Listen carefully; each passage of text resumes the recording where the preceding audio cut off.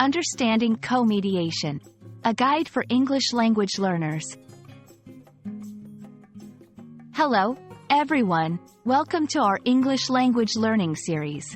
Today, we're going to explore a unique concept, co-mediation. This term might sound complex, but don't worry, we'll break it down together. Co-mediation refers to a conflict resolution process involving two mediators. Unlike traditional mediation, where one mediator facilitates the discussion, co-mediation brings the perspectives and skills of two mediators to the table. This approach is especially helpful in complex or emotionally charged situations. One of the main advantages of co-mediation is the diversity of perspectives it offers. Having two mediators allows for a more balanced and nuanced approach to resolving disputes. It's particularly effective in cases where parties might benefit from mediators of different genders, cultural backgrounds, or areas of expertise.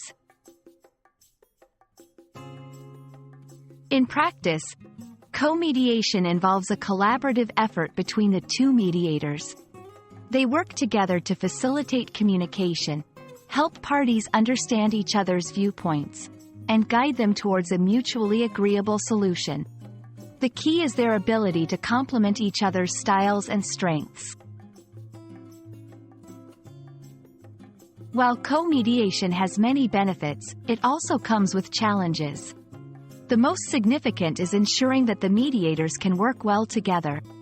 They must communicate effectively and coordinate their efforts to avoid sending mixed messages to the parties involved. We hope this video has given you a clearer understanding of co-mediation and its role in conflict resolution.